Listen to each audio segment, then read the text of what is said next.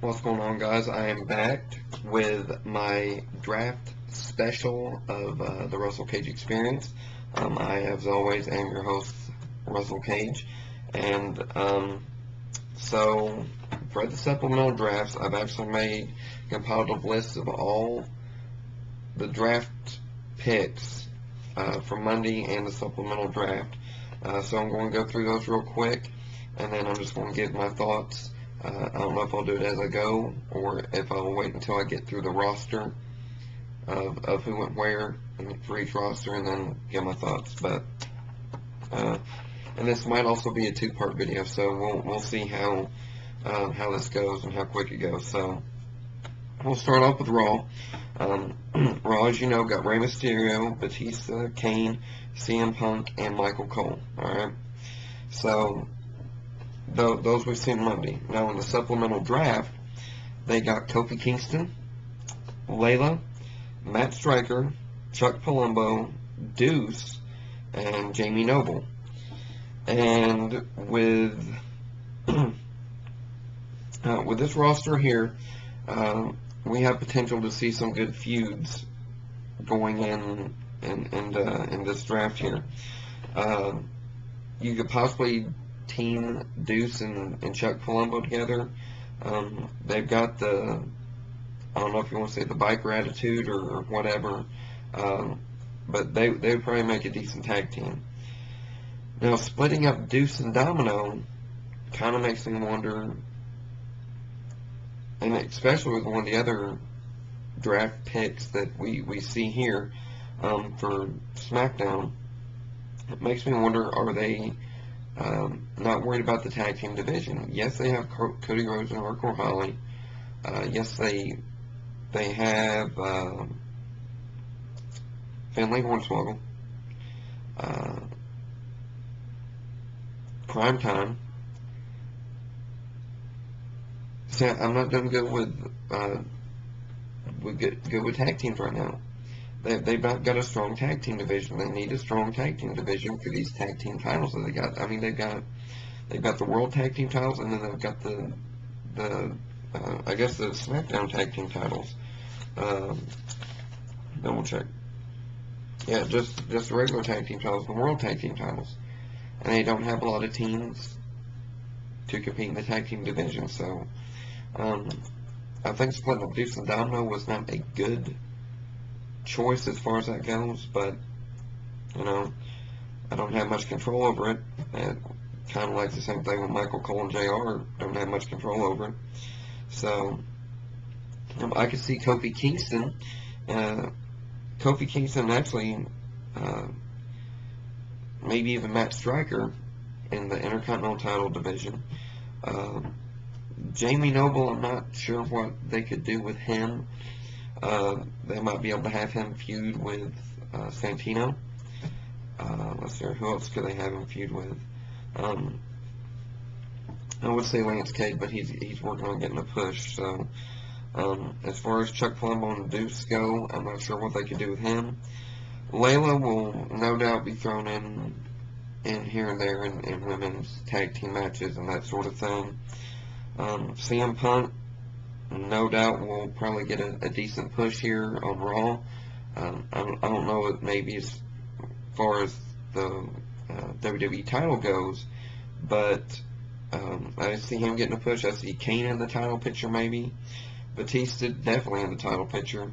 And Rey Mysterio possibly in the Intercontinental title picture. So we'll see what happens there. So on to SmackDown.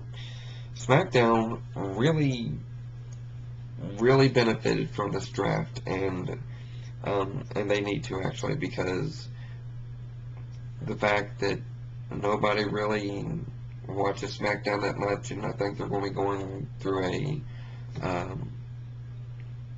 a television change basically. So I think it's going to be My Network TV that they're going to be going to. So they really needed some benefits from this, and they got it. As we've seen on Monday night, they got Triple H, Mr. Kennedy, Jeff Hardy, Umaga, and Jim Ross. So Jim Ross and Mick Foley will be an amazing announce team, I believe. They will be an amazing announce team. Michael Cole and King. King will no doubt be carrying that team. Michael Cole cannot sell a tire iron in a wrestling match.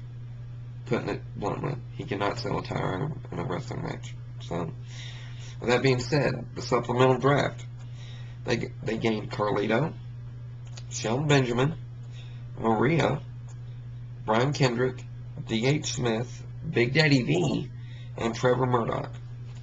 Now, originally, I believed that D.H. Smith was going to be Ted DiBiase's tag team partner at Night of Champions.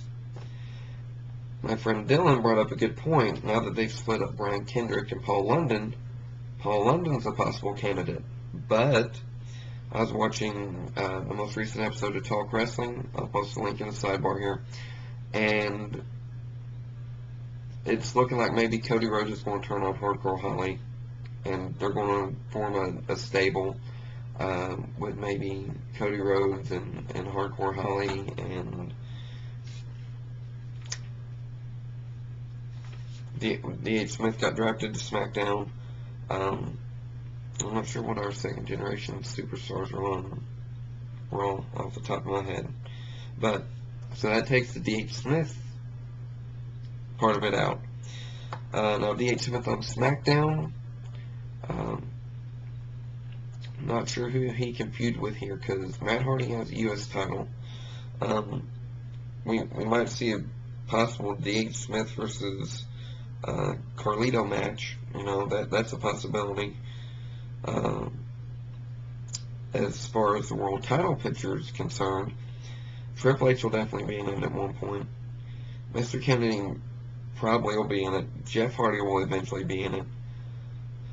Umaga, after they probably give him a monster push or whatever, maybe on SmackDown, he'll probably be in it eventually.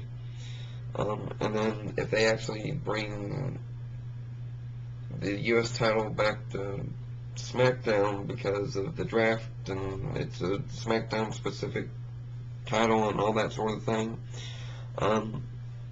we could possibly see Carlito and Shelton Benjamin in that. As far as Brian Kendrick goes, they could even probably team him up with D.H. Smith. That would probably be a decent tag team. Big Daddy V, we might even see Big Daddy V versus Umaga feud. That would be once again another monster feud, kind of like Mark Henry and Kane from ECW the other night. So SmackDown benefited a great deal from this draft. So now ECW gained Matt Hardy, as we've seen Monday night, their only draft pick. The supplemental draft, they gained Finlay and Hornswoggle.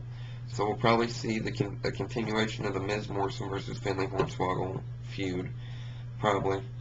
And then they also gained Super Crazy, which was an ECW original, and Mark Henry. So that kind of tells me that Mark Henry will possibly win the ECW title this Sunday at Night of Champions. Like I said, Friday or Saturday, well, tomorrow or Saturday, I'll have my Night of Champions prediction video up and recorded and all that good stuff. But overall, SmackDown got the great addition here. Raw gained quite a few players too, so but I think SmackDown benefited quite a bit with who they got. So overall, this year's draft, it really did shake things up.